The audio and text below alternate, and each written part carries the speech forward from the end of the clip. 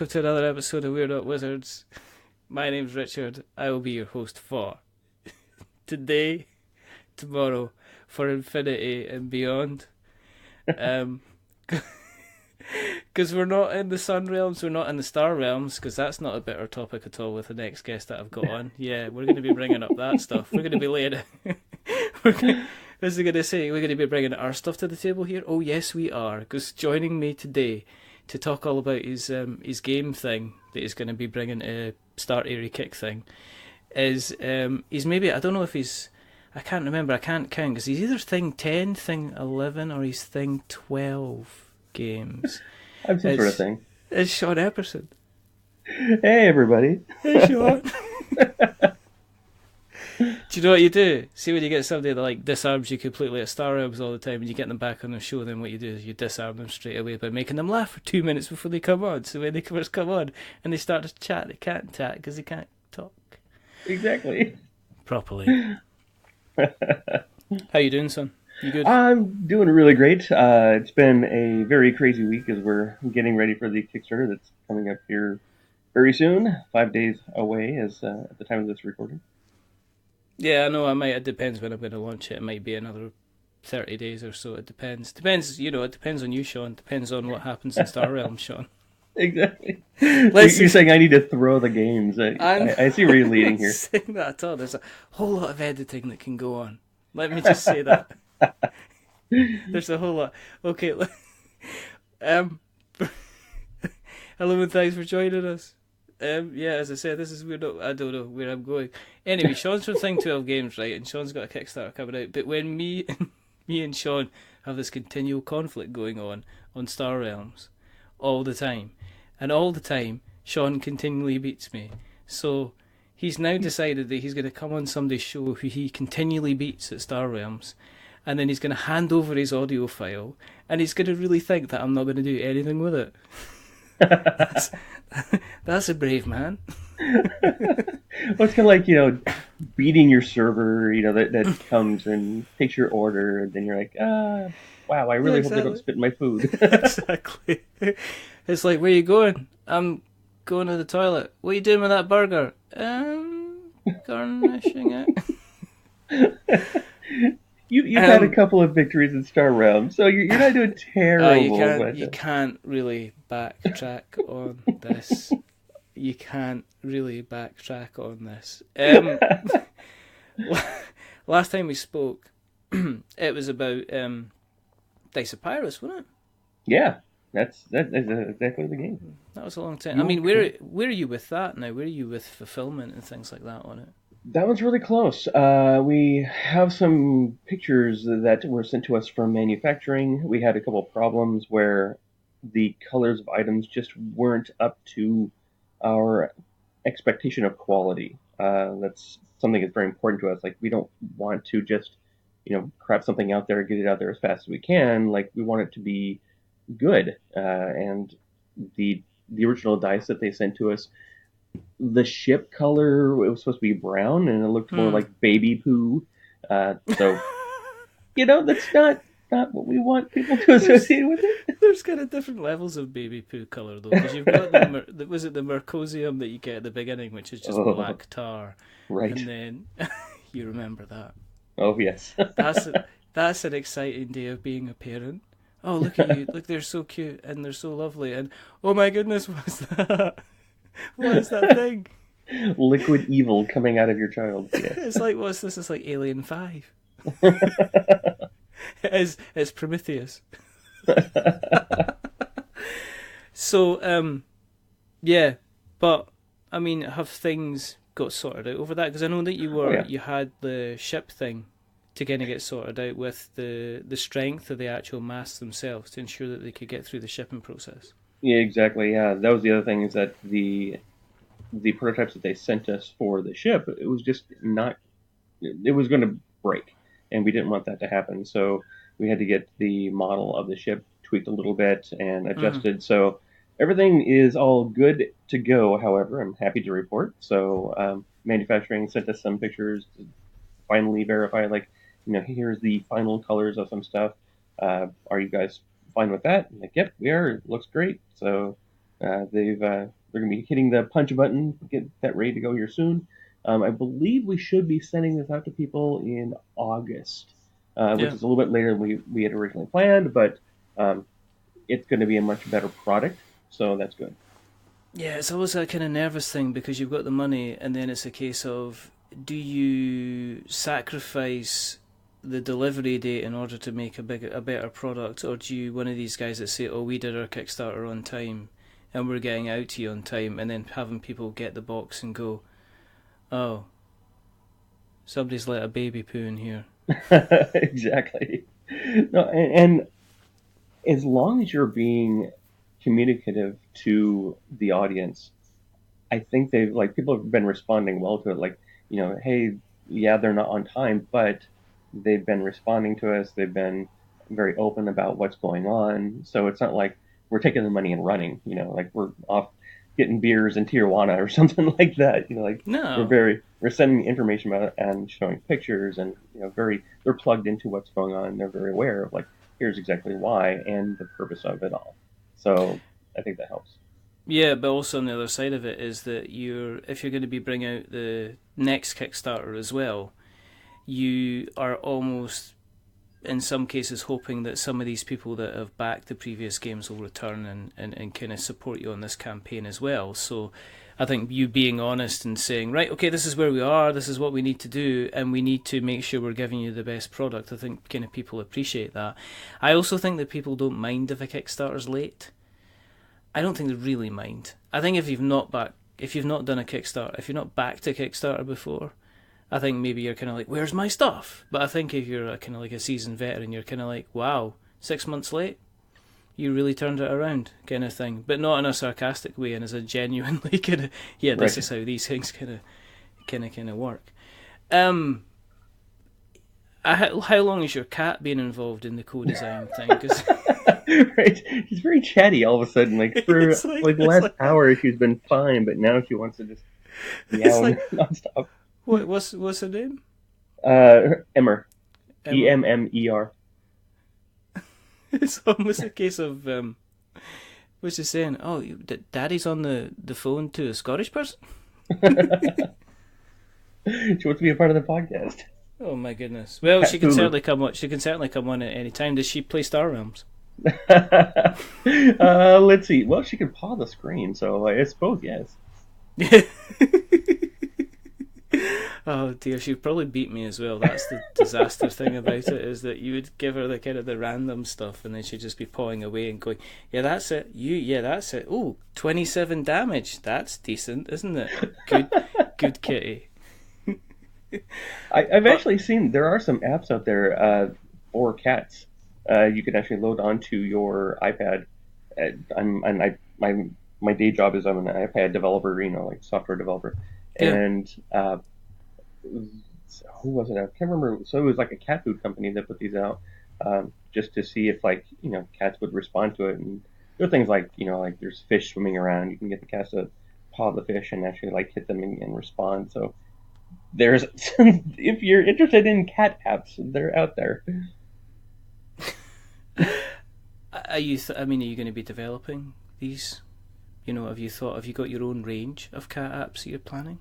Well, see, I think there's an untapped market in the board game industry for pet designated board games.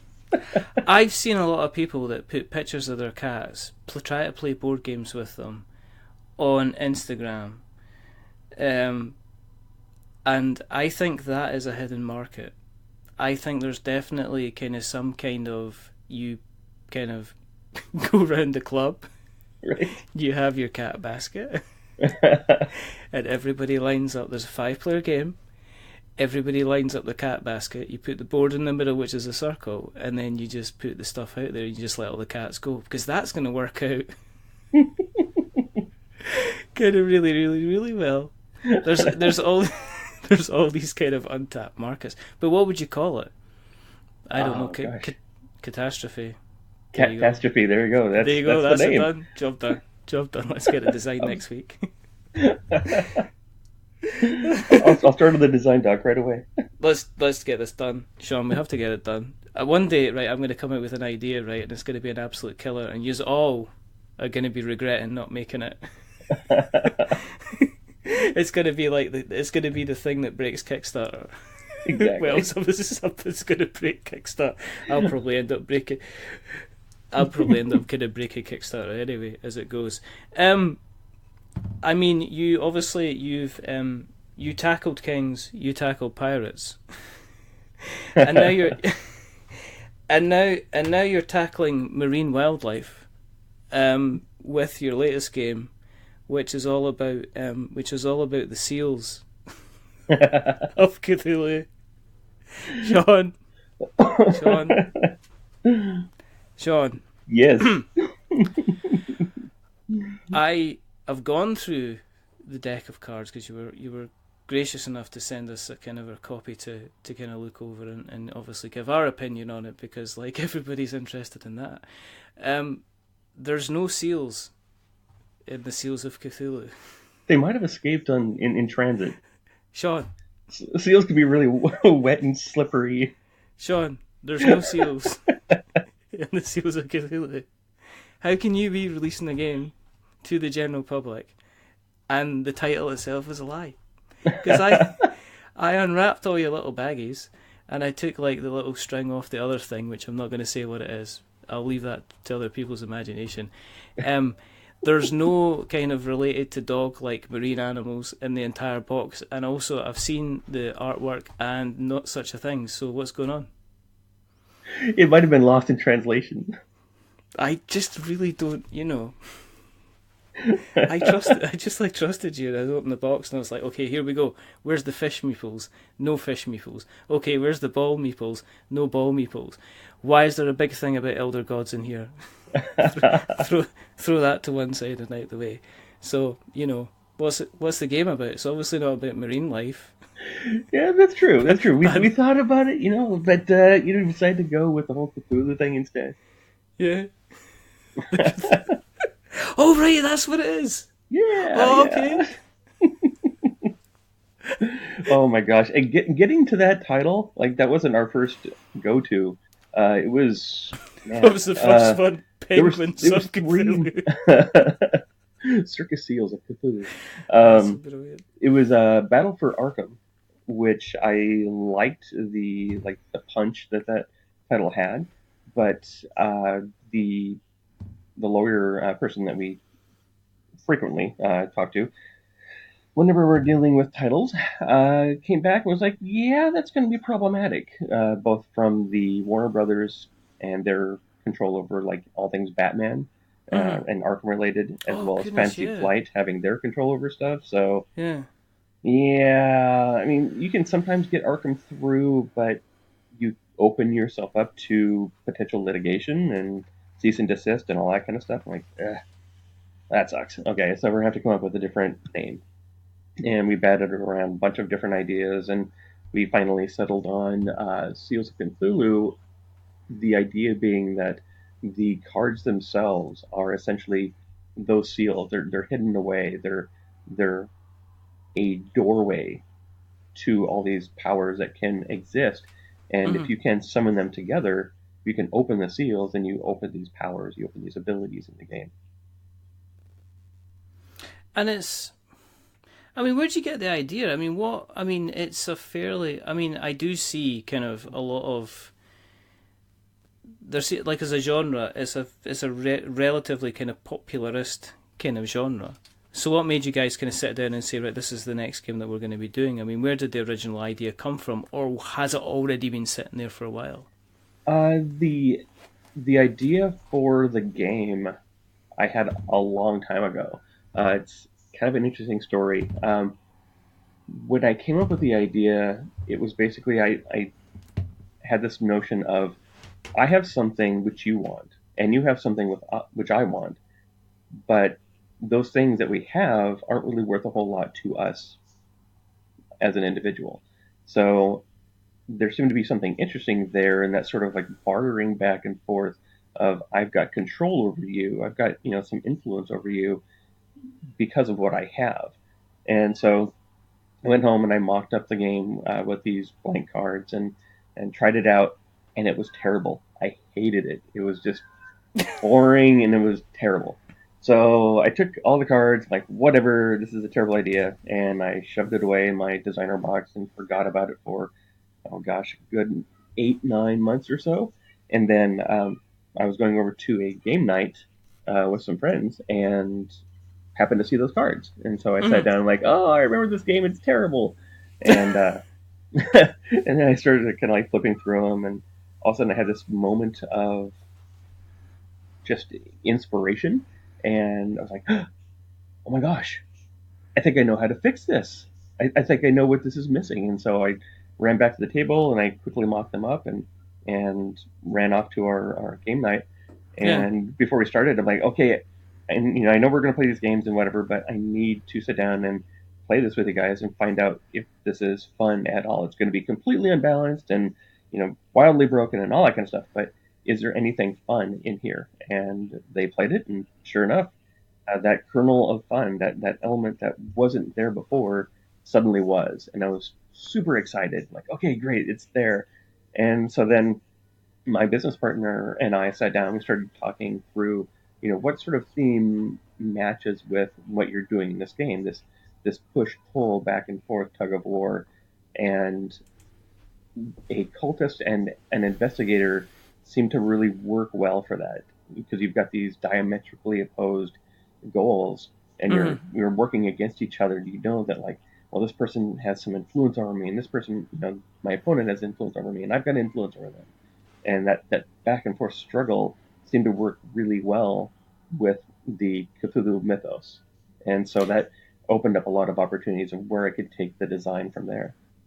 Because it's not just about. I mean, the base game is basically, you know, um, it's all about kind of claiming the ability to kind of claim cards, and then you offering somebody here have all this influence, and them deciding whether or not they're gonna kind of take the influence and give you the card, or they're gonna, not, and then it kind of ramps up between bidding, and then. But the interesting side of it was that the cards themselves come into play. So the first round is basically, well, how many meeples have I got? The second and third round is, well, I've not only got these meeples, but I've also got these cards as well, which then change the game to add a bigger strategy element, which is kind of more kind of interesting. I mean, was that something else? Was that something that you added, or was that something that was already in the original game that you just hadn't kind of perfected or honed? So the thing that I that I added was the element that each card had that second ability. So each card has a victory point value on it, and Mm-hmm. then the currency value of that card was the piece that was missing. And so when I added that in, like, okay, that's what kind of balances it out. That's what makes it interesting, because your cards in your hand, uh, each player has basically an inverse of each other. So Mm-hmm. you've got a card. Say you're the cultist. You've got a card that's more focused around cultist abilities, and the victory point value on that card is going to be worth a lot to you. But you know that currency wise, it's not going to be worth that much. I've got the other half of that card. Currency wise, I know you really want it, so it's worth a lot to me. But Yeah. victory point value, it's not worth that much. And that polar opposite of each other really kind of makes it really interesting. And the third item is each card having an ability. Once we've settled on, like, let's go, follow this kind of Cthulhu mythos element, then I started thinking about, okay, what kind of things would work with this mechanic and also stay true to the Cthulhu realm, and having the powers be triggered off having both halves of that card really created a lot of interesting choices to make, a lot of strategy elements. Yeah, because there's things. I mean, one of the things that was kind of interesting about it was the combinations. Because at the beginning you're like, well, how's this going to work? And then you realise that you can do combinations of cards that keep cards kind of flipping back and forward in order to break your opponent's combinations in order to stop them from gaining more influence and therefore claiming stuff and then having more victory points at the end of the day as well. So, I mean, when you're doing something, because there's not a massive number of cards in this deck. it's when you're opening up, you're not like, opening up a huge number of cards here. Um, it's not a big game. It seems to be kind of like a very decent competitive, but there's more kind of depths of strategy as you're going on. I mean, was that something that you were very conscious of trying to do when you were putting it together, or is it something that evolved as you kind of went? It definitely evolved. I didn't set out to go, okay, I'm going to create this super highly strategic game. Um, as we evolved the game and went through the design process and tweaked and adjusted things, that kind of opened up, and it was really cool to see people, all my game testers and play testers, kind of seeing that and kind of opening their eyes and go, wow, there's a lot of depth here, there's a lot of strategy here with just the few cards that you're able to play, and Mm-hmm. having those few cards actually makes it even more crunchy because every decision you make has a big impact on the game. So, you know, the whether you're going to try and bluff your opponent because you want to try and get more influence, so you've got more currency to be able to bid stronger on another card, has Mm-hmm. a huge impact. So games can be kind of swingy if you're not careful. But if both players are really playing strategically, typically it's like a 1, 2, maybe 3 point victory difference. And is that? I mean, have you had to take stuff out then? I mean, is there a danger with creating a card where you've got kind of like multiple abilities to add in additional cards to say, well, this card could do that, this card could do this card could do that? Have you had to be quite strict with the the cards that you've put in there, and also the kind of the different kind of mechanics that they introduce to the game as well? Absolutely. Because that I wanted the economy to be super tight, and I had a couple of people in the earlier days when we were testing say, well, you should add more meeples in there, open up the currency. I'm like, no, no, no, no. I want you at some point to feel like you have to start bidding with your cards, and I want that to be a viable strategy. I've had games where I've given away all my meeples, and I've been able to win just by bidding, careful bidding and strategic bidding with my cards to be able to manipulate the player through that mechanism. Mm-hmm. So because things are so tight, uh, it's really important to watch the power creep and the victory point swings on each one, and one small adjustment can have a big impact. So anytime I do a tweak, like, well, okay, I'm going to make the victory point on this one more. Okay, now I have to do a lot of playtesting to make sure that doesn't cause any kind of big swings or balances. And I guess the other thing is with the play testing. I mean, what I've seen on social media a lot is you seem to have play tested this a fair amount. Kind of, I see a lot of people talking about kind of having a game. Have you done more play testing for this than you have, say, with the other games that you've done before? Have I done more? I don't think I've done more. I want all of our games as Think 12 to be rock solid. I don't want people to go, wow, there's this really huge imbalance. There's this massively broken piece, and Mm-hmm. you can't find that out unless you just get out there and grunt work, do all the playtesting and beta testing. Um, so I do that for all of our games, regardless of how deep or how light the game may be.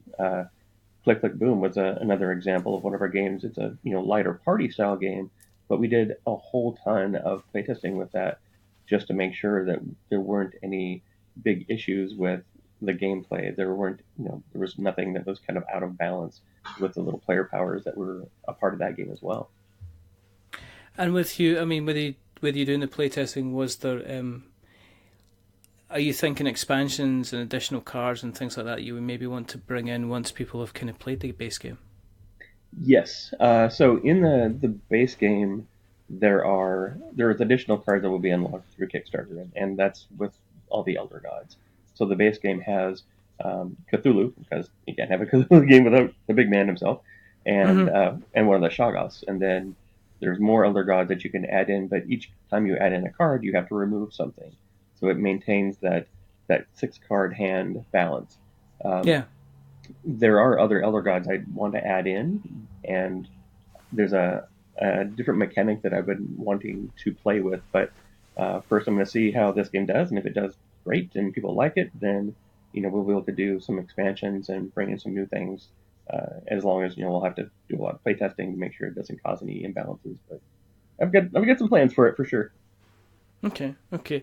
And I mean, have you tried to mix the theme in as much as possible? Because I think there's sometimes a difficulty with I guess lighter games to make sure that the theme is kind of almost embroidered into the kind of the mechanics as well, and make sure it's kind of represented well on the cards. Is that I mean is it things like that you kind of have to take into consideration as well when you're putting the game together? For me, yes.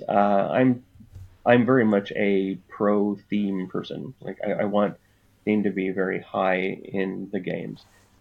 This was a rare circumstance where a mechanic was the driving force of a game rather than the theme first. Most of my designs have been I've come up with the theme like, oh, this seems like a really cool idea Mm-hmm. thematically, and then I figure out ways to make that happen. This Mm-hmm. was here's an interesting mechanic. How can I come up with a theme to make this work as well?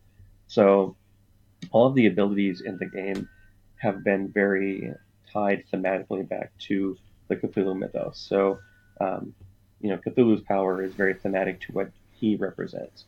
Shub-Niggurath is very uh, part of what they do. Nyarlathotep, the King in Yellow, Yeah. Hastur. Like, I wanted to make sure that the the powers that work within the game somehow fit back with the theme so that it doesn't feel like, well, it's just this pasted on thing. They just took a picture and put it on this card.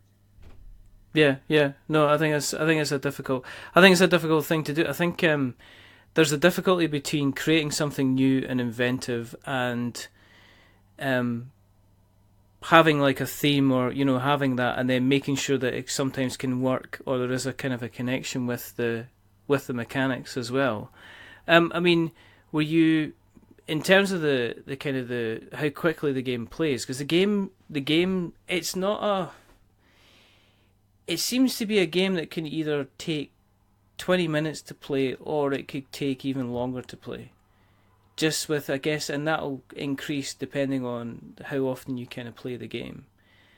But I mean, when you were first putting the game down there, was the kind of the accessibility to the game, the ability to understand the game as quickly as possible, was that one of the goals as well, so people would actually get it to the table and play it? Yes, anytime I do playtesting, players understanding what they're doing is a big importance for me, Mm-hmm. especially with lighter games. Like, and I say lighter, and like there's a lot of crunchy decisions you have to make in this game, but it's something that because you can play quickly, I wanted it to be something that you could teach to someone fairly Mm-hmm. quickly as well, and I think that has come through pretty well in all the playtests I've done. Uh, do a quick explanation and they get it. And I've had people beat me the first time that they're playing the game. Like that's great. That's so awesome because if I'm beating everyone every single time, like well, there's Mm-hmm. some sort of problem there. I feel I Mm-hmm. don't want this to be chess. Where it's like I'm the grandmaster and nobody can beat me. Mm-hmm. Yay! I made a game that I'm super good at. Huzzah! Yeah. And I Okay. think that the thing Is that it? really kind of makes that is the fact that every time you're doing that blind bidding process, because you're Mm-hmm. never quite sure what the person is doing. Like you might Yeah. have a good idea, but Yeah. they could throw you a wrench and be like, "Wow, I didn't think you were going to do that. I thought you were going to do this other thing. Oh crap, Yeah. I totally overspent on this." Yeah, because that's the whole thing is that you can end up trying to get somebody to commit and then they overcommit and then it's like, well, that's fine. I'll just take all that influence and then you can have this kind of almost like this card here and then people will be like, oh damn, I didn't kind of really want that, and then the next round you can just kind of like smack them down because you've got not only your influence but you've got the card and you can kind of take them to town. But it does seem to be built so that it's quite easy to switch back and forwards so that the lead can change very quickly over kind of like 2 or 3 rounds. That there doesn't seem to be like almost like a kind of a runaway winner again. I mean, is that something you kind of get through repeated playtesting? I guess. Yeah, I mean sometimes you'll see like turn three, you're like, okay, I probably got this, and and it comes out just like that because they made some really bad choices. But the Mm-hmm. game's quick enough that they can go, okay, well, I see where I screwed up. I see what I did wrong. Now Mm-hmm. we can play again, and it's like 15, 20 minutes, and we'll be able to get through another game. Mm-hmm. Okay. Okay. Has the have you had to be conscious about how you're going to be marketing it on the build up to the kind of the Kickstarter kind of campaign? Doing something different from the dice, the dice of brand that you kind of been building up. Was it kind of did that factor into kind of like your kind of approach, or have you kind of been looking at it and saying, well, this is the next kind of thing, 12 games that's coming out, and this is the theme, and we hope you kind of really like it. Well, I mean, you always want to tailor how you market something to the audience that is going to like that thing, right? Mhm. So if I'm doing more of a party style game, the people that I contact, the way that I present the game, all that sort of stuff has to marry that and be appropriate for that audience. Mhm. Like I wouldn't send Click Click Boom to Heavy Cardboard, for example, right? No. But I've sent this off to different reviewers that I know really like thinky games, and really like high strategy games because I feel Yeah. like this is something in their wheelhouse. So definitely like targeting, where you're touching base with people and how you're presenting things. We have this tick down image that we've created um, for the Kickstarter campaign, starting Mhm. day 6, day 5. We just posted day Yeah. 5 today, and it actually has this piece that changes. And so if you go back and you'll watch this thing have this really kind of like um, it almost tells a story in a way through the presentation, and it's really kind of this dark and mysterious sort of thing. Again, funneling back into the theme and the people that like this sort of stuff. I mean, in terms of, I guess having a couple of successful campaigns under your belt, are you quietly confident, or are you still thinking, well, there is still a big hill to kind of climb here, because the Kickstarter landscape seems to be still very, very competitive. So It's is it? definitely very competitive for sure, and I never feel like, oh, this is in the bag. Like I think if you do that, you are destined for problems, regardless of whatever you're putting out. I mean, I feel like I know this is a solid game because of all the reviews I've got back from playtesters and watched the responses. I've been Mm-hmm. getting feedback from people that have been reviewing it, and it's been reviewing well, so that's great. Yeah. But you're never 100% sure. So, you know, I never just take it easy and like, oh, this will just sail. Like, I always, any of our campaigns that we do, like it's, pedal to the metal and full bore, and we're just going to bust our butts to try and get it out there and do the best for it. And I think that shows other people that we're serious about this. That we're not just fly by night. We're not just whatever. We are as committed to our games being successful and our games being fun and engaging with players as we are with everything that we're doing. But I mean, are you still gonna? Is there still gonna be a bit of like squeaky bum time when you press the go button to see how things kind of go? Oh yes, yes. I can always start to feel the nerves start to kind of like build up, and by the time Tuesday hits, I'll be a complete wreck. And like Tuesday You'd be morning at crying. 8 PST is when we're going to hit the button, and I'm going to be a big wreck. So that's going to be fun. But we're doing a big party, big launch party, so that'll be interesting as well. Is it still? I mean, it must still be exciting though. I mean, It I is. know there's the nerves and the intrepidation, and you're like, oh my goodness, I've left out, the most important part of the whole game, which is the seals. Um, which I'm hoping you're correct. Oh, please make this a stretch goal. Please actually put a wooden seal in. That would be so funny. This, even if you put it in that it's worth like 2 influence, Oh, that'd be amazing. that would be Um, amazing, wouldn't it? It'd be really serious, just like that. And you get an official seal of Cthulhu, and there you can are have like little tentacles on it. I'll draw it for you, Sean. sweet. I'll design it for you. I will design a seal of Cthulhu for you.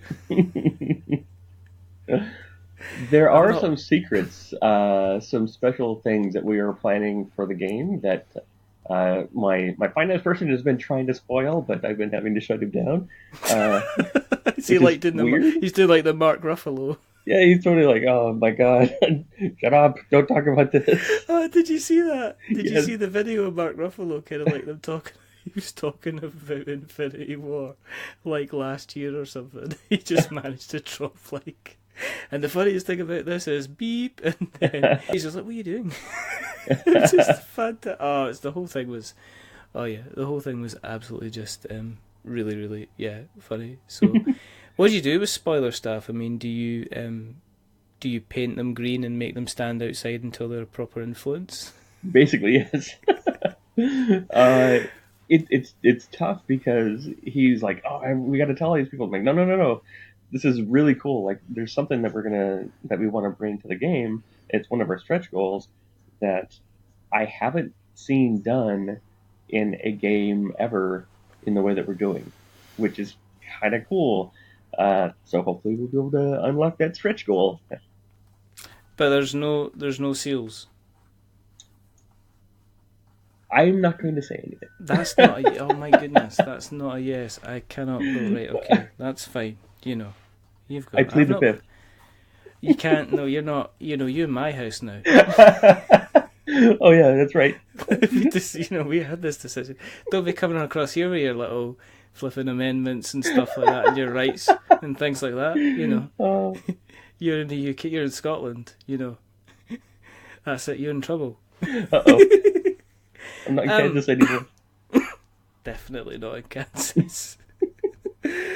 Oh my goodness. Um, how much is it going to be for people to step over the door of the large tentacled one? $12, which is insanely low for what we want to do with this game. Um, that was a plan on ours. My finance person's been running all the numbers, and we're actually giving, I want to say it's a 50% discount off the MSRP. So the MSRP is going to be $25. So the Kickstarter base backer level is going to be 12, which is insane. That's just That's crazy. no. I thought you said for a second it was gonna be $12. $12. Yep, No, that's again, the twelve base. dollars. $12 is going to be the base backer level. Yep. And how much is the shipping? Shipping is Put you on the spot now, I eh? I don't know. He's got the numbers on that one. Yes, victory. That'll teach you. Crap, I don't have that one. That'll teach you. It's okay. I can edit this out. I'm not editing it out, Sean. There's no way I'm editing this out. But shipping will be Do you know what I affordable. mean? We're definitely focused on doing the friendly shipping kind of stuff. Yeah, of course. Yeah, We don't want, absolutely. oh hey, it's a $12 game and it costs me $70 to ship it. Like, well, that's just not a viable option. It's so brilliant. Can you imagine that? If people go $12, I'm on there. I'm on there. $75 to ship. Well, these things are heavy. These seals are going to ship themselves. You need a box that when you open it, it goes. Roar, Like the I was so exploding many kittens box. ideas. You should have come to me like 6 months, and I would have like the ideas we would have had. There would have been a little. There would have been a little info. There would have been a seal, and then there would have been a little round meeple you would have put on top. And if it balanced during the round, you would have got extra influence. And I can't even talk about it. I feel insulted that the seal's not going to be in there. When are you going to be? When you launching? May 22nd, Tuesday, May 22nd, 8 a.m. Pacific Standard Time is when we're going to punch the go button. So with Kickstarter, you never really know exactly when it's going to hit, but by 9 a.m. PST, it should be live. Awesome. And where can people find you if they're not seal lovers on the internets? If they want to find where you are. Let's see. Instagram is at Thing12Games. Twitter is at Thing12Games. Facebook is Thing12Games. I think you see a pattern here. Could be Thing 12 Games, I'm guessing. Yes. So 22nd of May, $12 is going to get you through the door.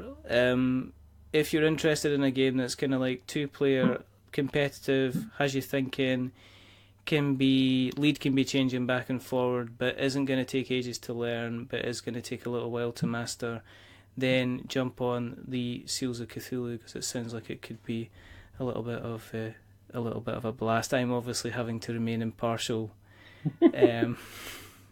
Do you know what I mean? Can I just ask a question? And this is going to sound totally kind of strange for people that are listening until they actually see the game. Did you hand burn every single one of those things in the box? I completely did, and I had the singed fingers to prove it.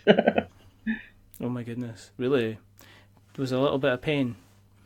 Was it your Star Realms finger that you hurt yourself? No, no, I had to save that one for kicking your butt with. Okay, that's fine. That's fine. That's fine. If you want to keep an eye on where we're up to, go to Google, search We're Not Wizards. You'll find us everywhere. Leave us a rating and a review in iTunes, and go and find us on Stitcher and Twitter, things, stuff, social media. Come on, guys, it's been 180 episodes. You know where we are now. If you don't know where we are, then that's fine. I'm really sorry, but we'll put notes in the show notes so that you have notes to show, etc., etc., etc. I'm going to do this differently, I guess. No, anyway, it doesn't matter. Next time, it's fine. Thank you for coming on, Sean. You're an absolute delight to always speak to. It's just always fun. I enjoy our continual Twitter banter regarding the realms of stars, which is always fun. And remember, there's still a long war to go with this, so you watch your back. That's all I'm saying to you. Watch your back, Epperson, because one day you're going to turn around and all you're going to hear is, draw, you blob. Green fighter thing, you know. You can't hide behind your little special tricks all the time. You just want a straight fight. Next time it's a straight fight. Stop doing all your gambits and your special heroes and stuff. That's why I keep rejecting you. I'm just saying this in public. I've noticed that. Do a straight fight in Star Realms. Come on, I'll see you man to man. Definitely. Seals of Cthulhu, 22nd of May, $12. Take a look at it, because it's fun. Okay, I'm just going to say that. I'm just going to put that out there. And check out all the stuff. Go and search Thing 12 Games. Follow Sean on Twitter, because he's a pro follow. He's a really, really nice guy. He brings a lot of kind of laughter and joy and tears to my life, to be perfectly honest, but you can't have everything. It's the up and the down. It is the up and the down. It's the yin and the yang. It's me crying over a phone. It's lucky my phone's one of those waterproof ones, because every single time I lose at Star Realms, I'm like, it's okay. Thank you very, very much for coming on. Thanks for having me, sir. Appreciate it. And there's only two more things to do. Remember, the first thing is that we are many things, but we're definitely going to win the next game of Star Realms. Isn't that right, Sean? Yes, we are. Yes, shut up. And the second thing is to say goodbye. So say goodbye, loser. Goodbye, loser. Damn it. And it's a goodbye from me. Remember, stay safe, roll sixes. Strong-worded complaints in the comments about the lack of seals, please. That'd be good. But until the next time, goodbye.